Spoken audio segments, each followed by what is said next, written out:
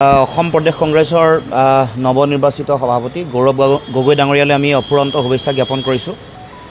আশা ৰাখিছোঁ আহি থাকিব লগা দিনসমূহত আমি যি বিজেপি বিৰোধী সামূহিক যিটো আমি যুঁজ সকলোৱে সন্মিলিতভাৱে কৰাৰ যিটো পণ লৈছোঁ, সেই যুঁজখন অধিক শক্তিশালী হ'ব, দৃঢ় হ'ব।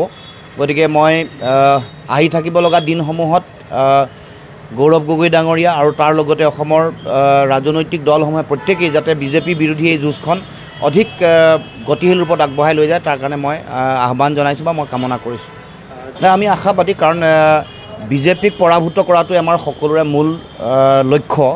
গতিকে এই লক্ষ্যত আগবাঢ়ি যাওঁতে আমি বিৰোধী ৰাজনৈতিক শক্তিসমূহে আমাৰ যিটো মূল দায়িত্ব, জনগণৰ যিটো আশা আকাংক্ষা আছে তাক প্ৰতিফলিত কৰি বিজেপিক পৰাভূত কৰিবৰ কাৰণে, বিৰোধীৰ ভোট বিভাজন নহ'বৰ কাৰণে নিশ্চিতভাৱে আমি সকলোৱে দায়িত্ব পালন কৰিব লাগিব। মই আশাবাদী যে গৌৰৱ গগৈ ডাঙৰীয়াৰ নেতৃত্বত এই কথা বতৰাবোৰ অধিক বস্তুনিষ্ঠভাৱে বিশ্লেষণ কৰিব। বাস্তৱিক পৰিস্থিতি সকলোৱে আমি উপলব্ধি কৰিছোঁ। গতিকে সকলো ধৰণৰ কথা বতৰা, পৰিৱেশ পৰিস্থিতি আৰু জনগণৰ যি আশা, সেই সকলো কথা নিশ্চিতভাৱে নিৰ্মূলভাৱে বিশ্লেষণ কৰি তেওঁ সঠিক আৰু শুদ্ধ সিদ্ধান্ত গ্ৰহণ কৰিব। মই আশা কৰিছোঁ নিশ্চিতভাৱে হ'ব, কাৰণ গৌৰৱ গগৈ ডাঙৰীয়াৰ এটা নিজা এটা ভাৱমূৰ্তি আছে। লোকসভাৰ মজিয়াত উপদলপতি হিচাপে তেওঁ দি পাৰদৰ্শিতা দেখুৱাইছে। সেইটোৱে অসমৰ মানুহৰ মাজত এটা বহু দিনৰ আগৰ পৰা এটা আশাৰ ৰেঙনি জগাইছিলে।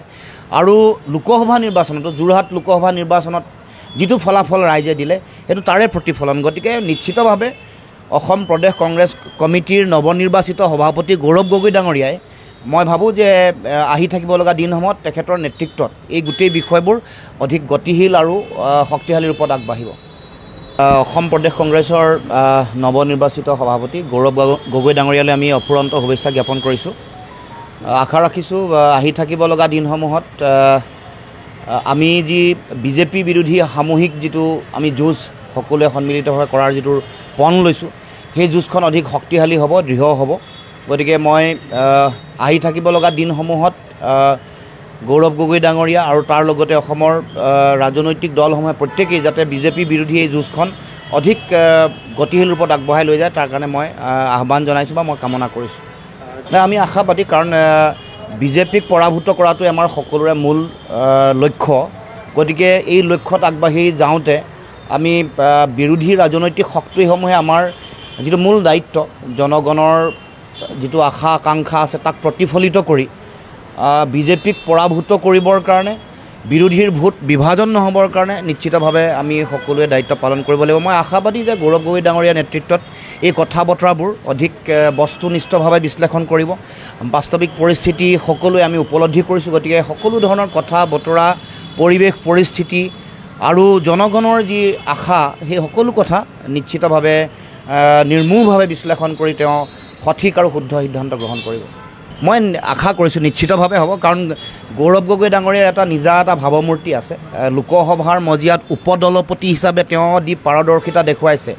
সেইটোৱে অসমৰ মানুহৰ মাজত এটা বহু দিনৰ আগৰ পৰা এটা আশাৰ ৰেঙনি জগাইছিলে।